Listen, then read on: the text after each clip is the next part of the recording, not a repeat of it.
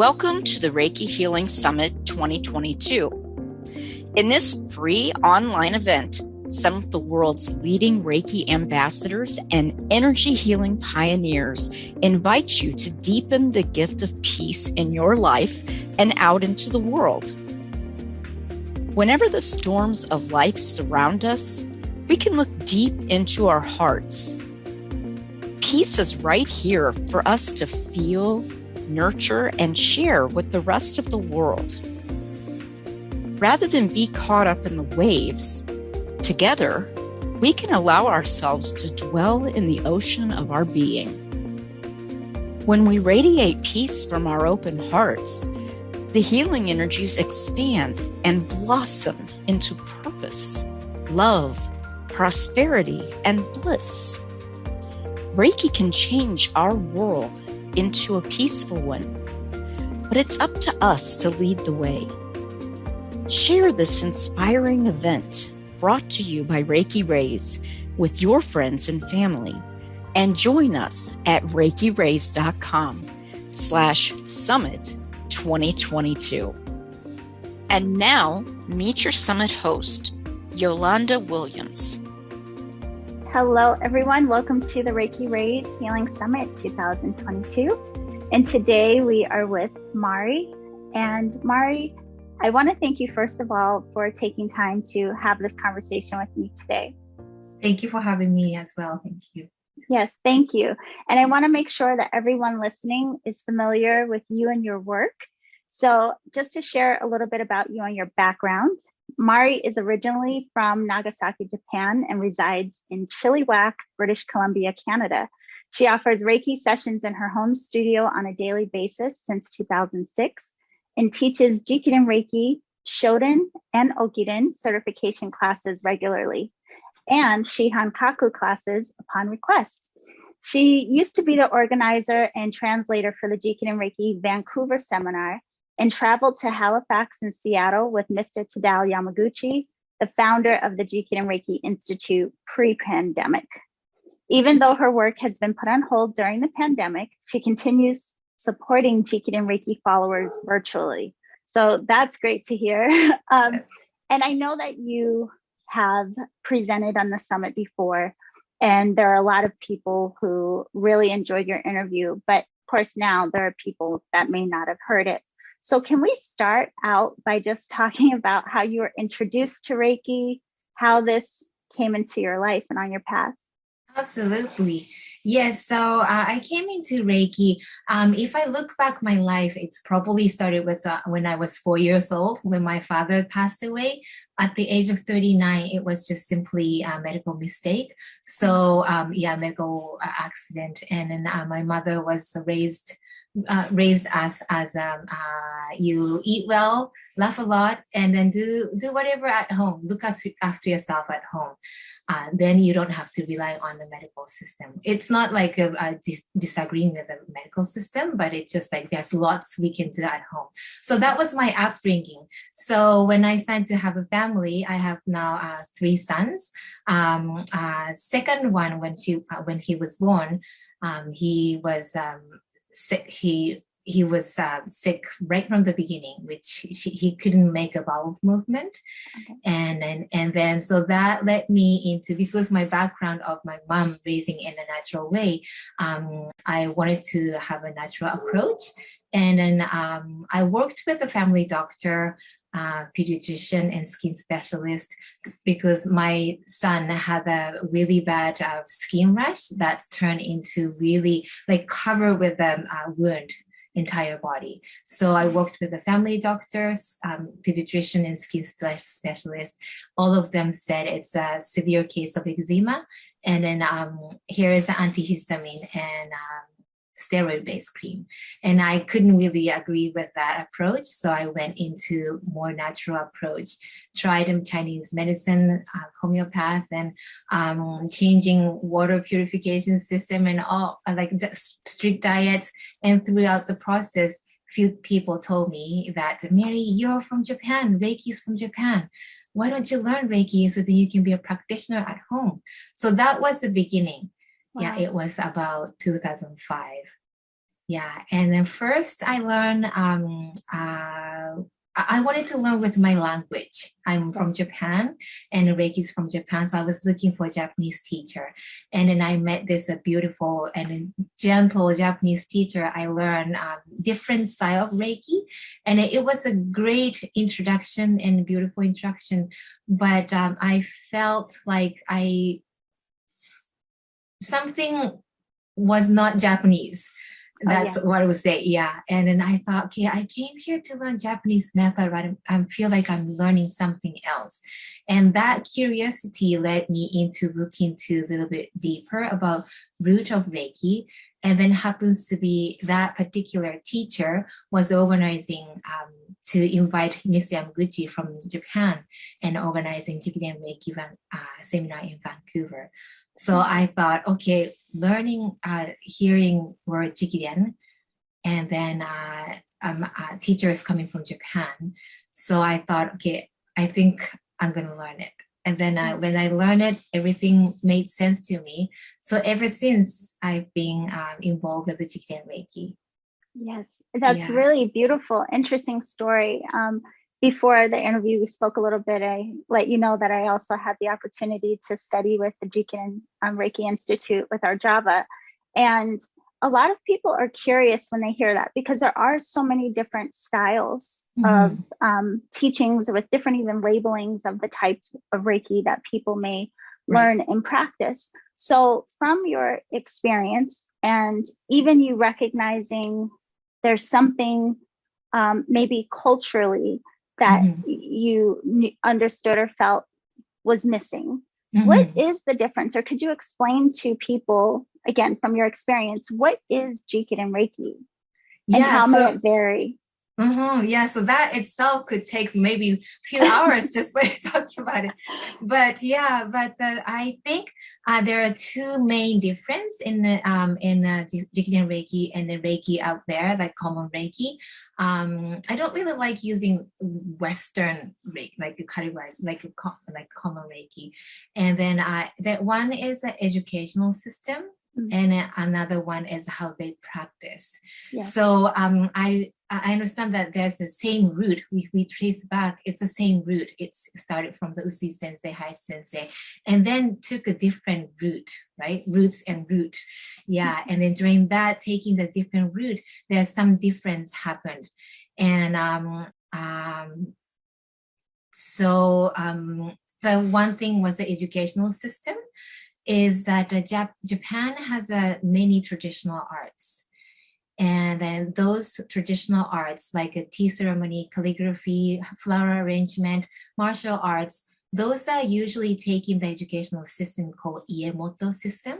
So Iemoto system is there's a top teacher or top persons there, and that teacher will teach the teacher trainer, and that teacher trainer teaches the teachers, and then the teachers teaches practitioners.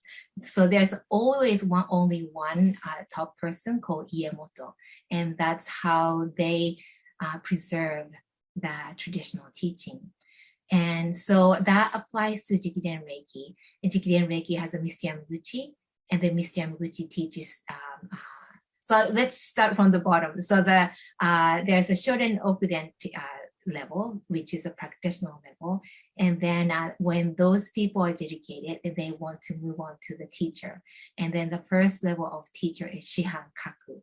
And then when the Shihankaku, they sign to teach only Shoden class, which is level 1. When they dedicate it and they move on to next level called Shihan teacher, those Shihan teacher could teach the Shoden and Okuden class, which is level 1 and level 2.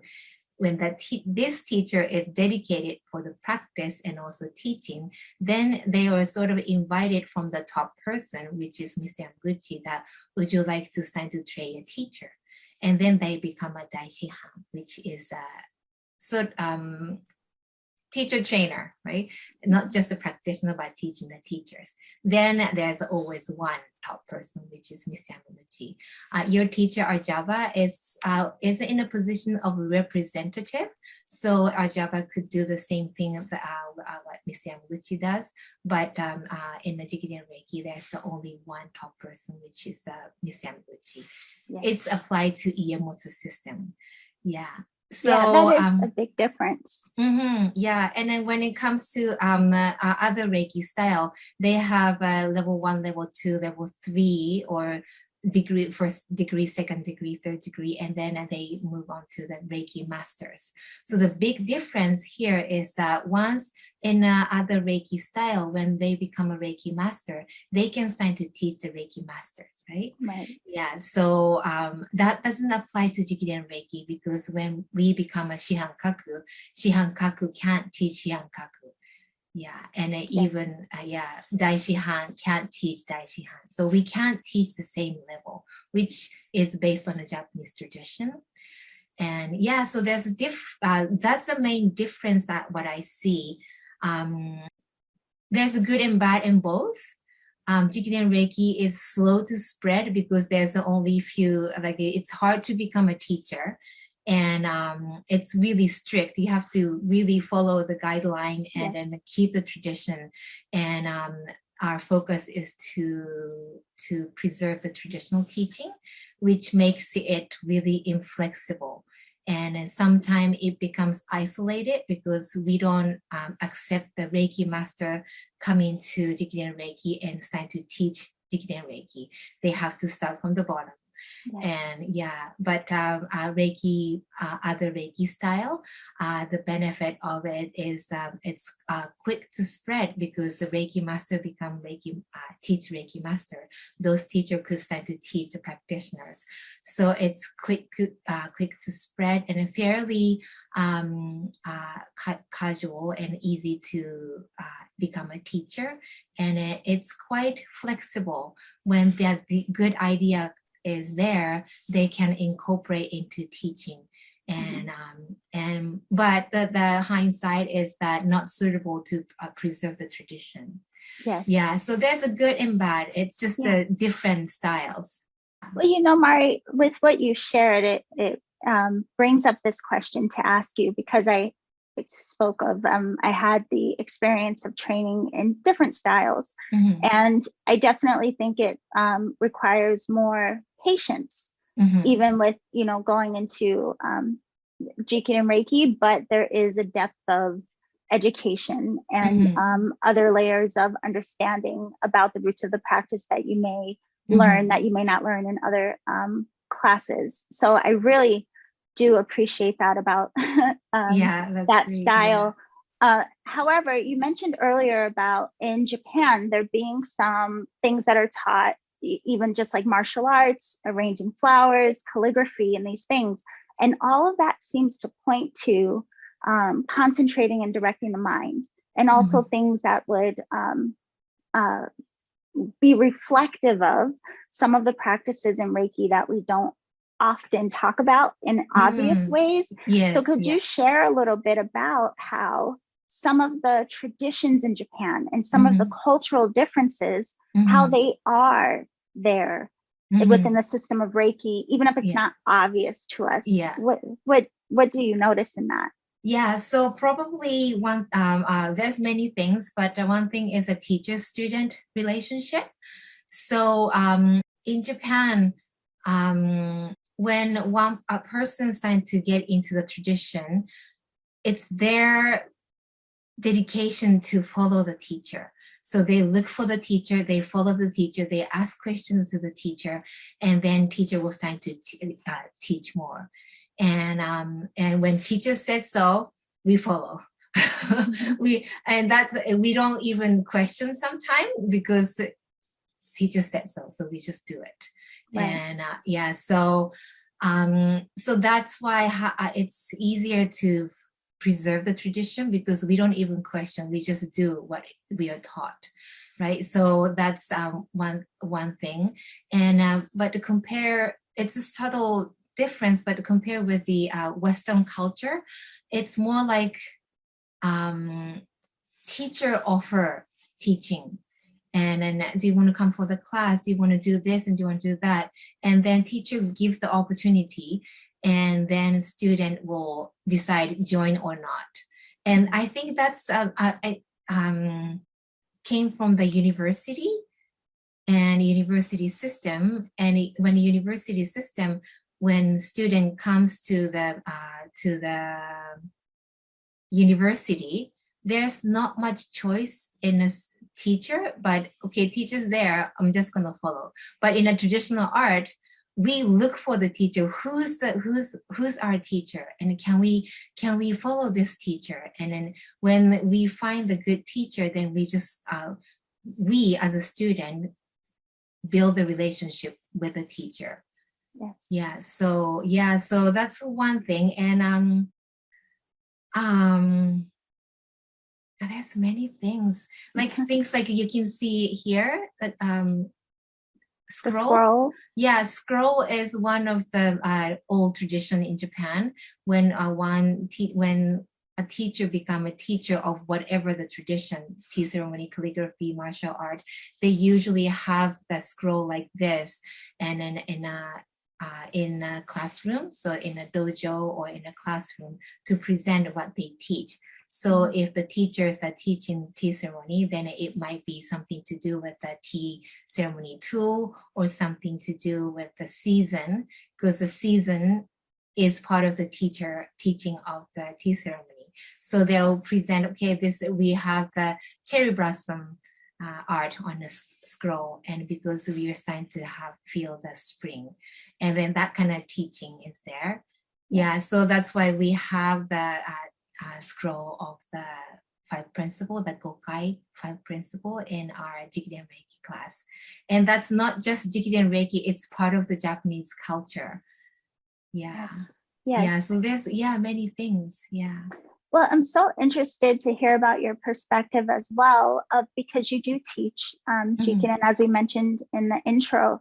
And because there are some cultural differences, have you noticed, I mean, is it challenging, or have you found it to be easy? What is the experience of translating? Because if you studied with Mr. Tadao Yamaguchi, you got to not only train in Japanese, but very directly you understand, I mean, you're Japanese, and so you understand the cultural differences and the different nuances that, again, we may not have had exposure to in all classes and systems in the West. How is that for you, translating into English and for, different cultures with the understanding and background that you have?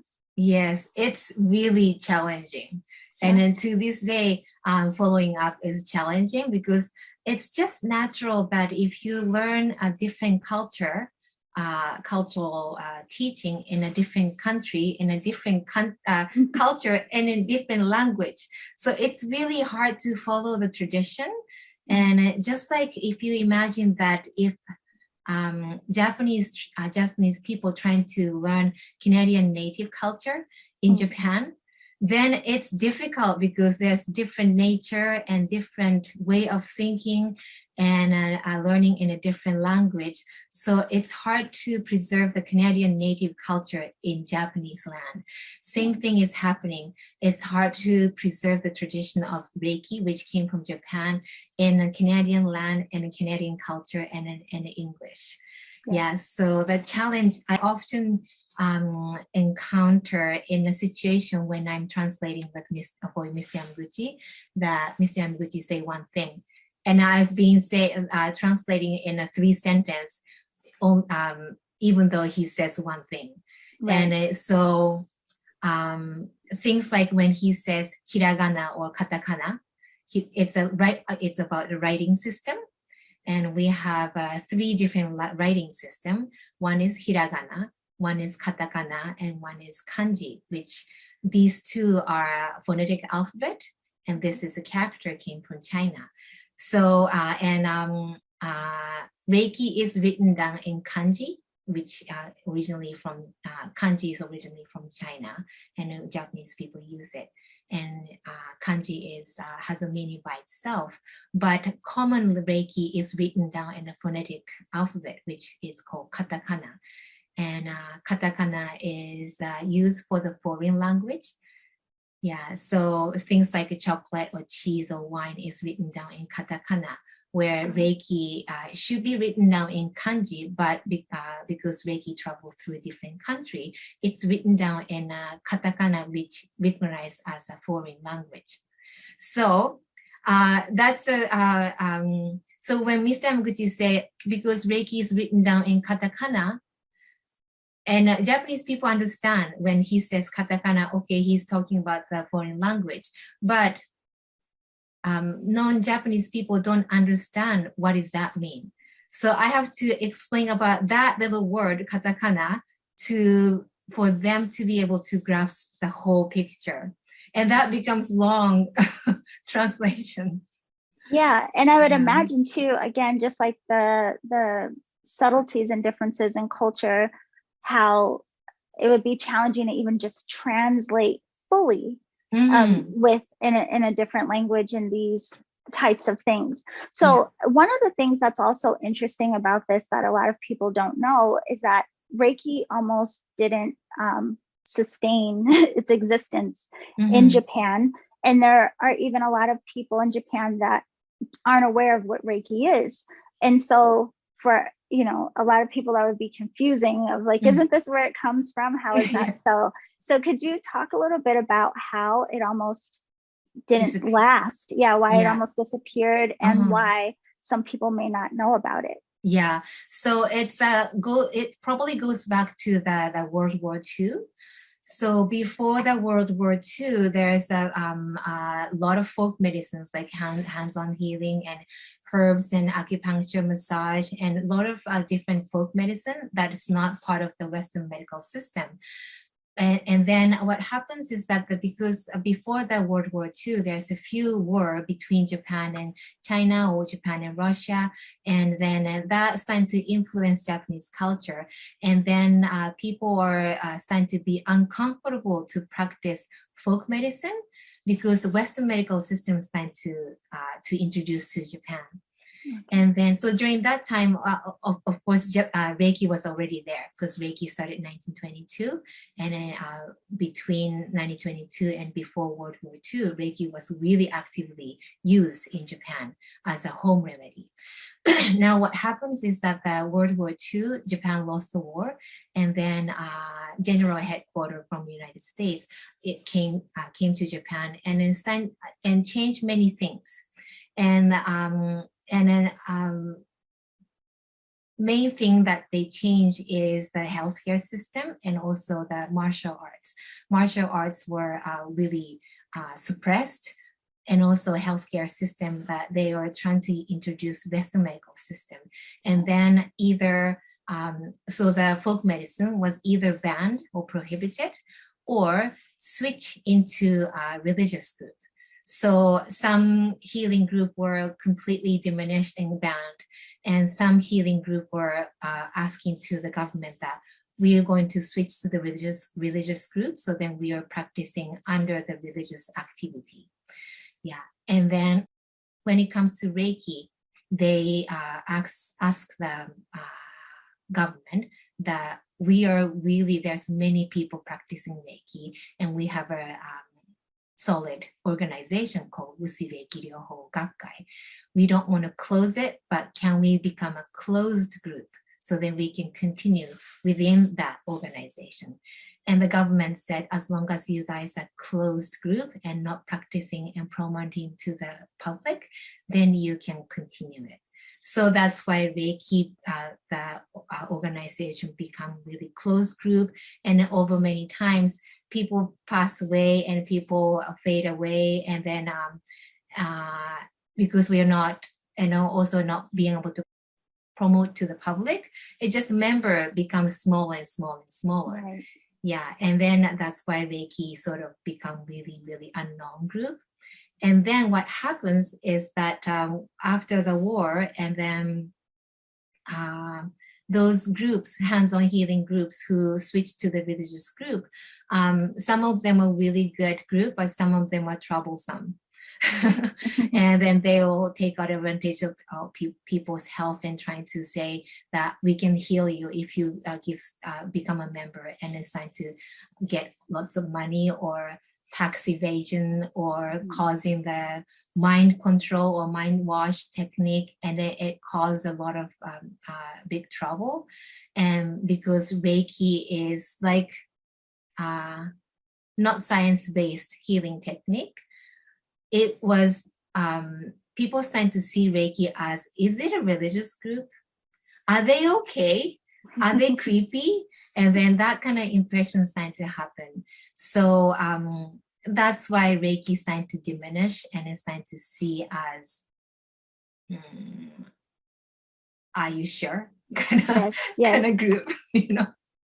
Do you know if that's changing at all? I mean, now because of even just with our connections with social media and how globally we see so much of what's going on in other places, is that changing at all? Do you know? I think so. I'm not in Japan. I don't live in Japan, so I don't really know what's really happening in Reiki community. But for sure, Japanese people admire Western culture. So anything come from the Western culture, we're like, oh, that's cool, that's kakoi, oh, that's so sophisticated. It looks really different. So we sort of admire the different culture. And because Reiki travels came from Japan, went out to different countries through Hawaii and the United States and Europe, and then came back to Japan as Reiki written down in katakana, which is foreign concept. They're like, hey, that's foreign concept. That looks cool. So I think so interesting. Yeah.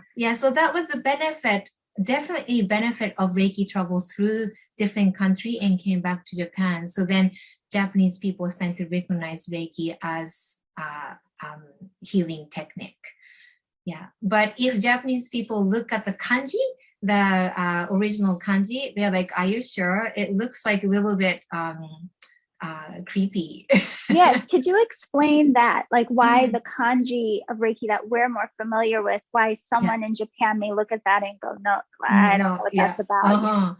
It's because the kanji Reiki, it's an original Japanese word, and we just describe the great energy.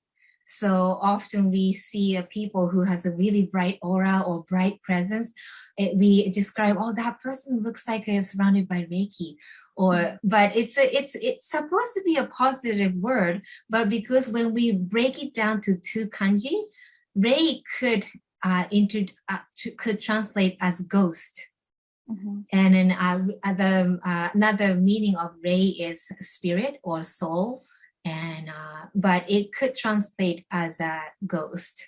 So when we look at Reiki as a combination, it looks like ghost energy. And then it's like hands-on healing, and then there's nothing science-based. And then at the same time, there's a lot of creepy cult religious are doing some creepy things. Yes.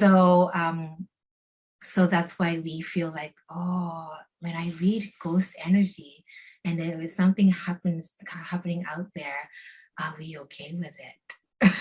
Yes. So that's a common people, like initial reaction from most of the people.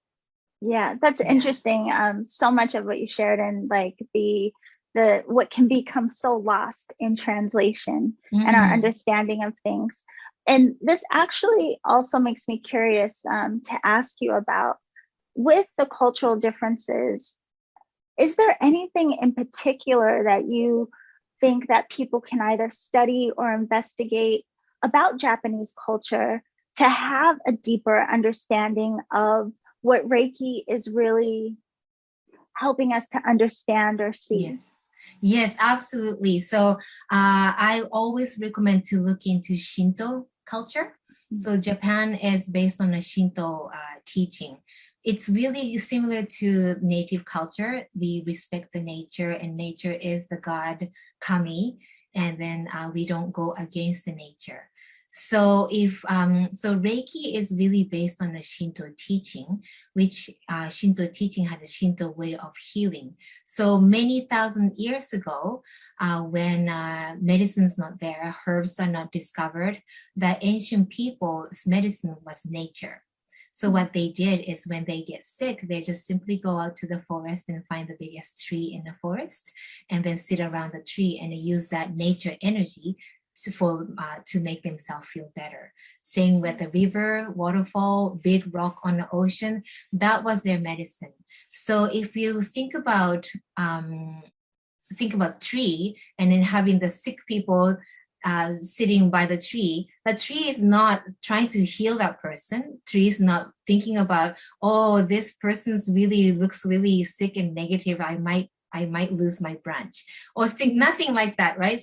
Tree is just being the tree and doing the natural energy exchange between the universe and earth. And same with the waterfall and river and all that. There's a natural energy exchange without even make it happen. It just happens. So that's a base. So if we apply Reiki to that the foundation, then instead of sick people go out to the nature and look for the nature energy, we as a Reiki practitioner go out to the sick people and then provide the same thing. So if you have that understanding, then our ego will shed off because we are not healing other people. We are just providing the energy. So then that person will start to heal themselves. So that's a big difference. I think in the Western culture, there's a different type of Christianity and different religion. And then especially when it comes to Christianity, I love Jesus. I love Master Jesus. I have a great respect to him. He was a master healer. So so we have in the mind that Jesus was healing other people, which means that the human were healing other human. So that's the cultural sort of base, like in behind our mind, in a Western mind, is there, always there. And then so people admire what Jesus did, which was he was healing other people. And so that probably reflects into the many different healing modality that I want to be a healer to heal other people. So, but in a Shinto way is that I'm just being a being. They heal themselves. Yeah. So that, difference is that the humans are healing themselves versus humans are healing other humans. Yes. That's different. Yeah. Well, it's a very beautiful way of describing it because I think it also gives people permission to recognize the importance of the self-work and why our practice and focus on our practice is so important for us individually at the foundation, instead of thinking all of our focus is just on healing everyone else. But so if we were to have more understanding about Shintoism, do you think that would help us come into, is it because of the idea of harmonizing or recognizing ourselves as one with nature and of itself? And so that also kind of dissolves the illusion of us being separate from each other. Is it that dissolution of lower nature that we would come to understand?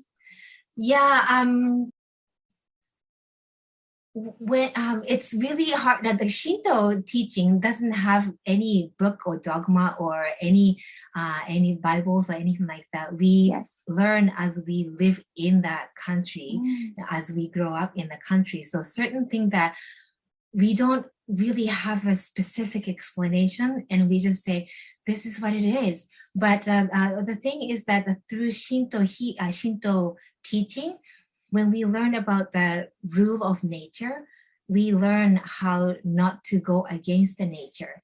So means that, how do I explain?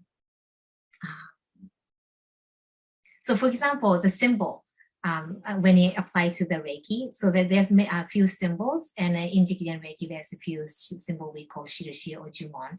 And then other Reiki school, there's some school has a lot more symbols, And some schools has this symbol is more power of the energy or power of the healing ability.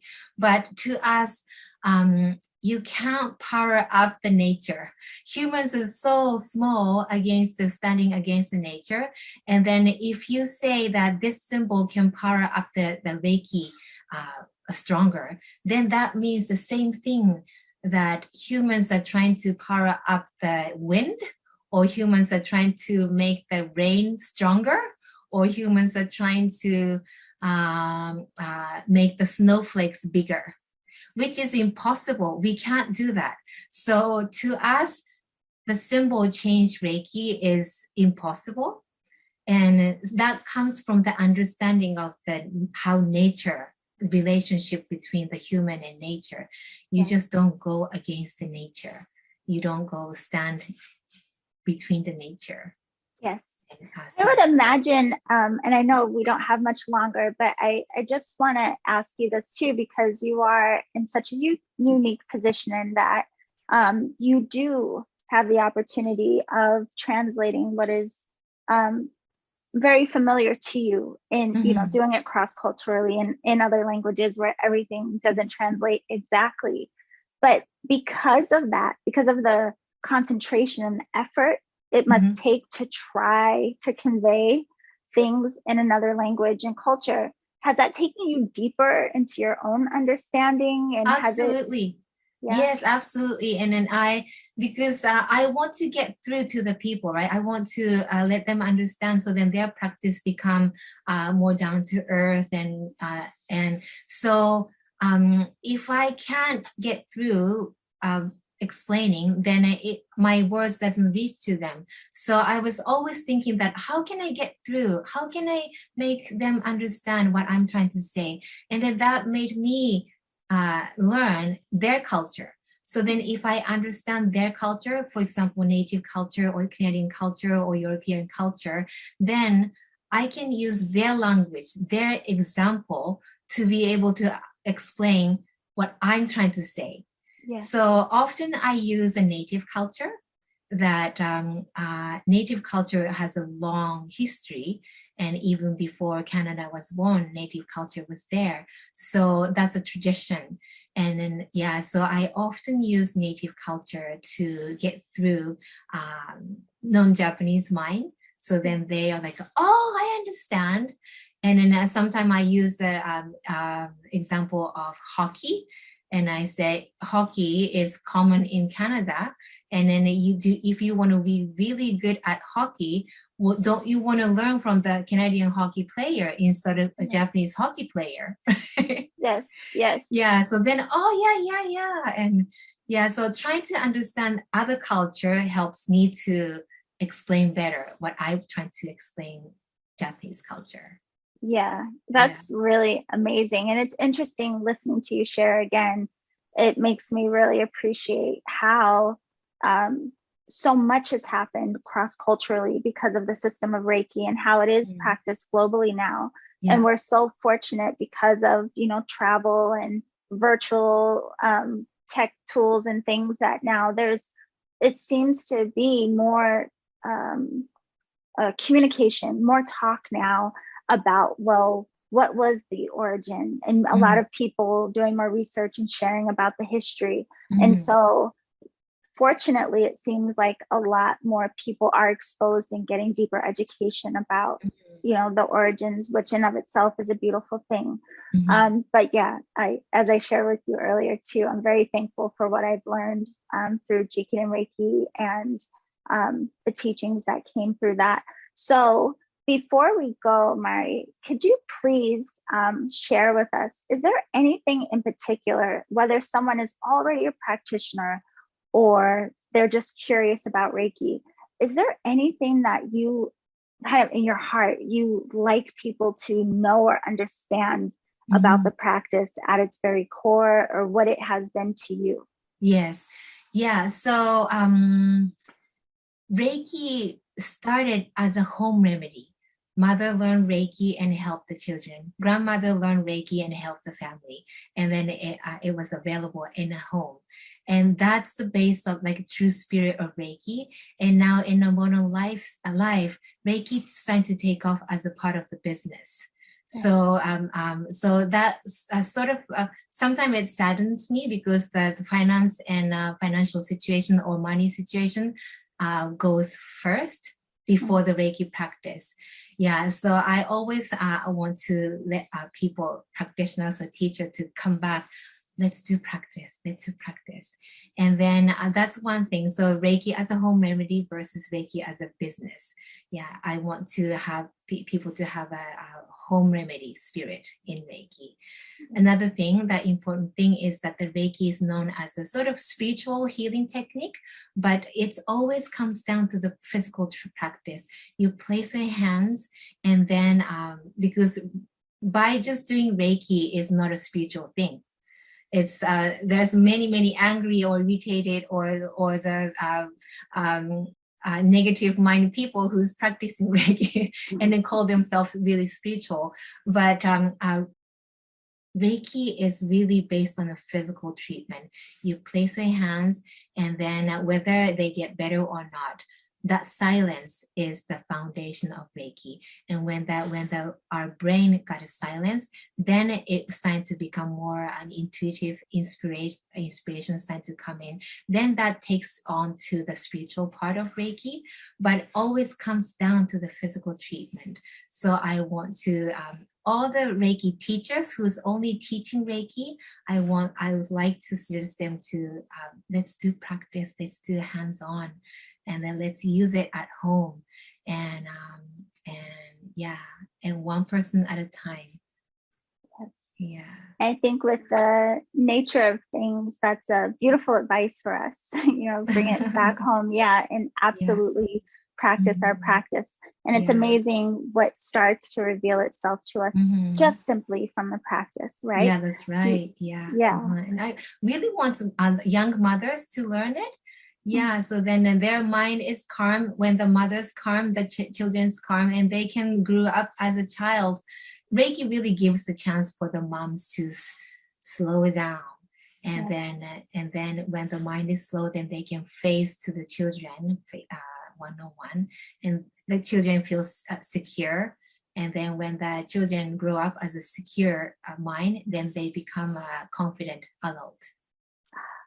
That is beautiful, Mari. Thank you so much for sharing that. So I want to make sure that everyone knows how to connect with you, your work, and if they would like to work with you directly. What is the best way to reach you? Website, social media? I have Facebook. It's you just search Mary Okazaki.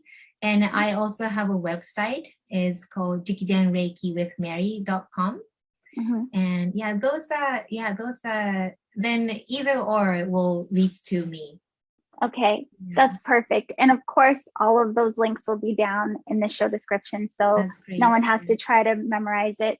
And I also wanted to ask you about, because you have suggested reading for everyone listening, and you mentioned you would like to share Women in Reiki, which has been written by your colleagues, Amanda Jane and Silke Kleeman.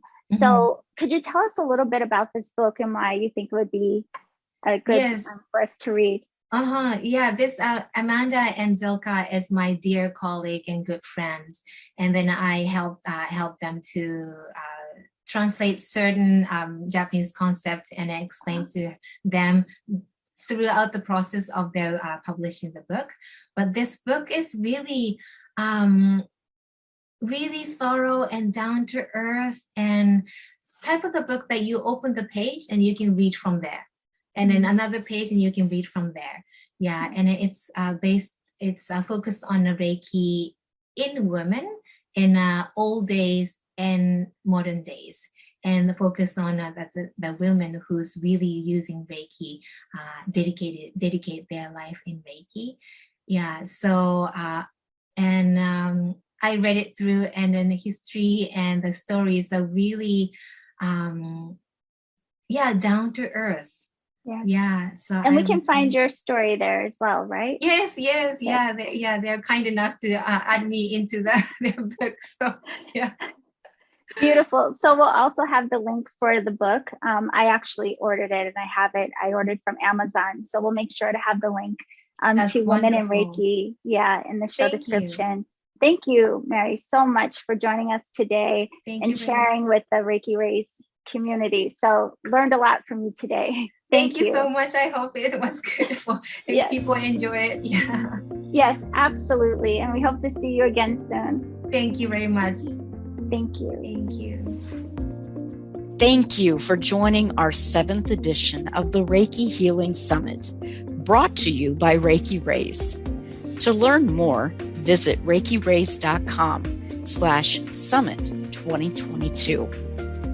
To find out more about our global community and the wide variety of Reiki articles and infographics, free guided meditations, free ebooks or podcasts, online courses, and global summits, visit reikiraise.com. Thank you again for joining us and sharing this event with those who can also benefit from the healing and soul empowerment it brings. Reiki blessings.